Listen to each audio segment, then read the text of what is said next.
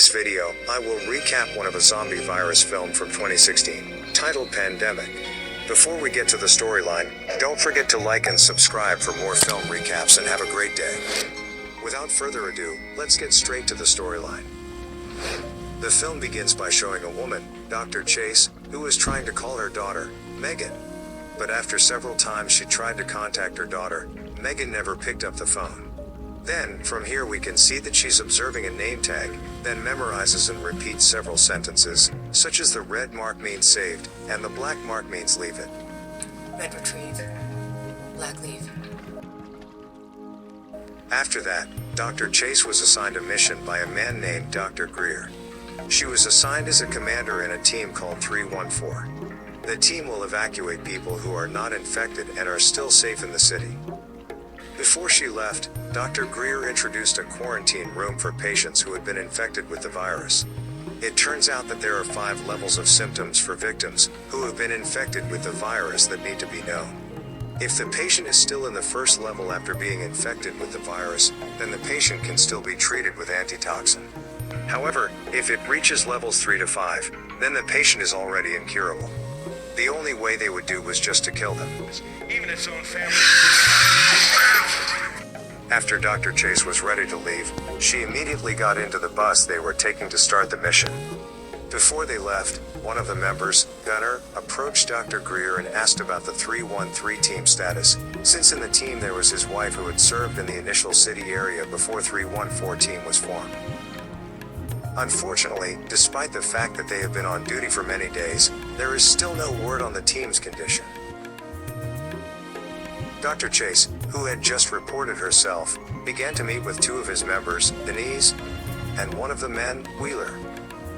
Wheeler served as driver and Denise served as guide for the group. Before they head to the city, they must pass through the headquarters and tunnels that have been filled with zombies. When the gates of the headquarters opened, they were greeted by hordes of zombies who were rushing aggressively towards their bus. Gunnar and Denise were trying hard to fight the zombies. Dr. Chase, on the other hand, seemed unable to do much and was simply silent out of fear. After some time fighting against the zombies, they finally managed to get out of the tunnel. Then the mission continued when they had reached the route set by Gunnar. Denise and Wheeler, on the other hand, refused to take this route, because on the edge of the city, they will be dealing with a level 5 zombie virus. This indicates that the zombies there are more aggressive than those in the tunnel.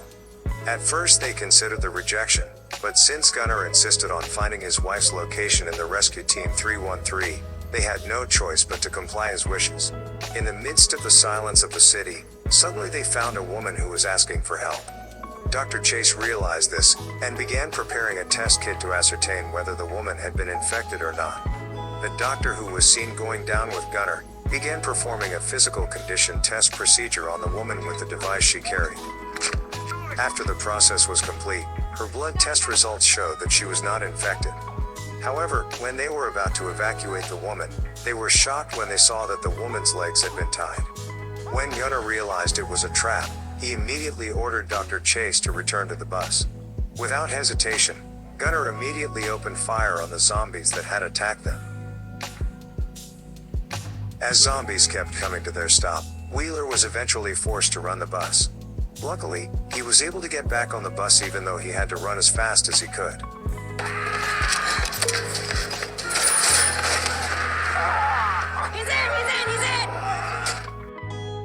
Dr. Chase then applied a bandage to Gunnar's arm to treat it. Gunnar noticed the doctor's strange treatment, which is so amateurish, and he attempted to ask about Dr. Chase's medical education. Did they train you for the field? While on their way, Gunnar saw a bus from Team 313 parked in the middle of the road. After that, Gunnar immediately checked the condition of the people in the bus. It turned out that everyone on the bus had died. Gunnar tried to control his feeling when he found his wife's dead body, which had been badly injured. At the same time, they heard a noise above the bus that sounded like multiple footsteps. Then, without their awareness, 2 zombies quickly appeared out of nowhere and grabbed Dr. Chase. Seeing the behavior of the zombies who were attacking, Denise immediately shot the zombie using a flare gun. But not long after, Gunnar, who had heard the chaos, immediately came and saved Dr. Chase.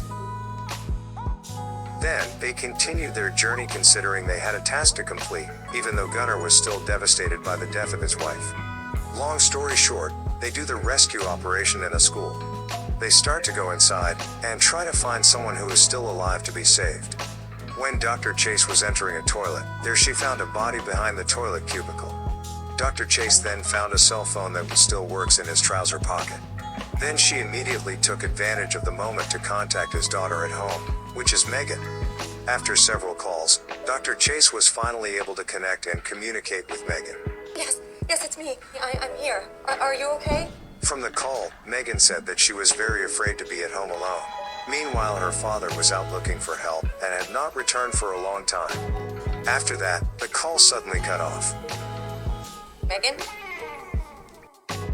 When the others were busy checking the room, suddenly Dr. Chase heard someone's voice from another room. Until she eventually found a woman who was holding a baby. Seeing the presence of Dr. Chase and the others, the woman immediately asked them to bring the baby. But before that, they need to check the baby's condition first. When they saw the baby, it turned out that the baby was dead. He cries a lot, but it'll pass. And because the woman had mental problems, she forced the officers to take the baby. Until finally, Wheeler was forced to kill the woman because she had rebelled. Take him! Take him! Take him! Surprisingly, after they came out of the room, they were greeted by a lot of zombies who were chasing them. As a result, they're forced to fight all of the zombies in the room. Since they couldn't find a way out at all, Gunnar then asked them to jump out of the window. Gunnar also gave one of his weapons to Dr. Chase. In that panic moment, their group rushed out of the building, including Gunnar, who struggled to hold back the zombies. Go! I'll be right behind you! Go! Unfortunately, because the zombies kept coming, Gunnar then gave up and was eventually killed by the zombies. A frightened Wheeler, on the other hand, leaves Dr. Chase and Denise. You okay? Long story short, as night fell, Dr. Chase and Denise immediately rushed into a place where they would hide until morning. At that place, Dr. Chase also said hurtful things to Denise. Dr. Chase revealed that her real name was Rebecca, not Dr. Chase. I'm not Lauren Chase. Plus, she is not a doctor and the purpose of her visit is to save her daughter and her husband. She also said the reason she did this because residents were not allowed to enter Los Angeles. When the pandemic hit New York, where she lives, she took the Dr. Chase's ID card from her dead body and pretended to be the doctor, in order to find his family without restrictions to enter Los Angeles. Black leave. She did it to get her daughter and husband back to the rescue headquarters in New York. Well, it was the reason that the fake Dr. Chase or Rebecca had been so careless in carrying out her duties. Hearing that, Denise was shocked and upset with Rebecca. However, because Denise is a kind woman, she is willing to help Rebecca to meet her children and husband at home. All right, I'm gonna go with you. But before that, they are now looking for tools to be used as weapons. While they were looking for it, they heard the sound of glass being shattered. Denise then asks to turn off the helmet light and turn on the night mode. And they are so surprised when they see a level 5 zombie figure attacking them right away. When the situation became critical, Wheeler appeared out of nowhere and immediately killed the zombie. In the midst of his appearance, he also said that he had seen Chase and Denise enter the shop. Then he also explained that he came back because he managed to find Dr. Ward. Following that, they received a call from a man named Dr. Ward, a doctor assigned to Team 313 who had departed before Team 314. From the radio, Dr. Ward said that he was now with the people who were still not infected and were hiding in the hospital. They're waiting to be taken to headquarters, and Dr. Ward needs a driver for his ambulance. And his position is not far from them. When they was about to go to meet Dr. Ward, Denise saw Wheeler's body, which had been attacked by zombies, indicating that he had been infected. As a result, they made a deal in which Wheeler would help Rebecca to meet her daughter at her house, and in return she would treat Wheeler so that the virus would not spread throughout his body, since level 1 infection can still be treated with antitoxin. Wheeler had no option but to agree since he didn't have any other choice. After that, Wheeler, who is now infected, decides to take off all his protective gear in order to move easier. They then walk through each block to get to Dr. Ward's place.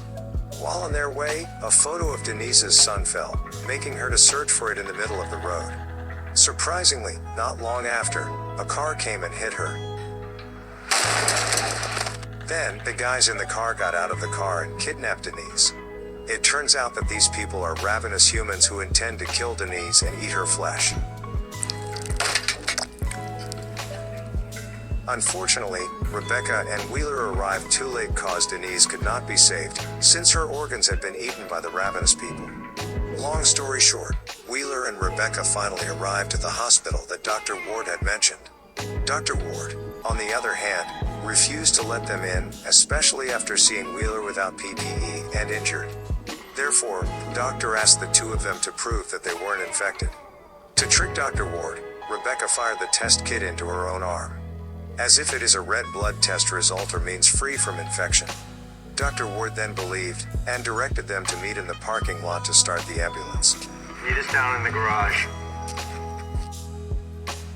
After the ambulance had been successfully turned on, Dr. Ward then asked them all to enter.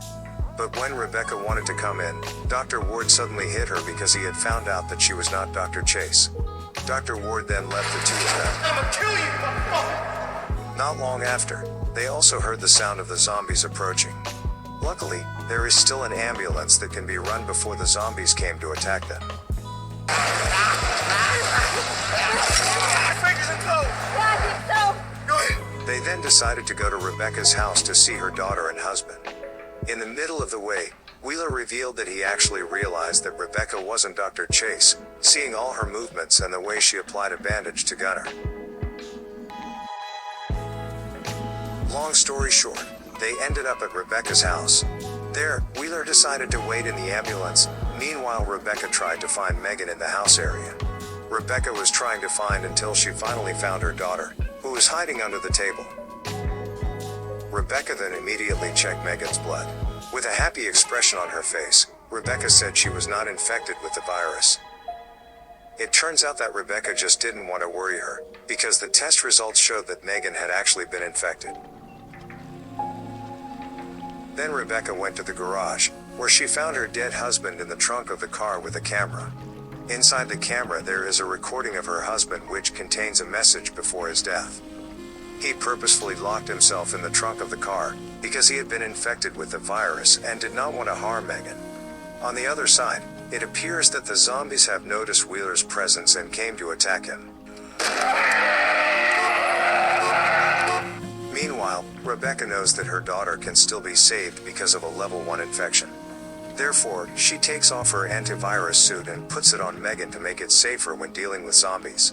When the two of them were about to leave, Wheeler, who was tired fighting the zombies, immediately brought the brutal creatures into the house. Go, Megan, up the stairs. Go upstairs. The incident then forced them to find another way out.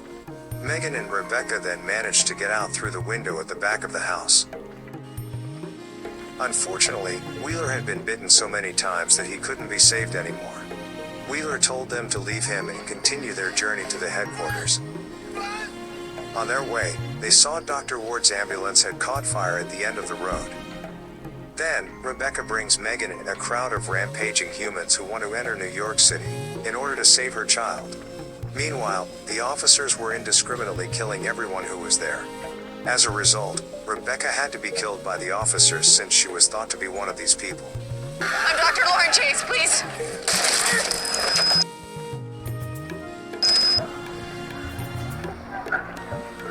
Meanwhile, Megan was rescued by an officer because Dr. Greer thought that it was Dr. Chase, who managed to save herself after the mission she had been on. Dr. Chase, I need an evac at the back entrance now! Dr. Greer then gave command to take Megan or the person who was thought to be Dr. Chase to the quarantine room for immediate treatment. And the film ends.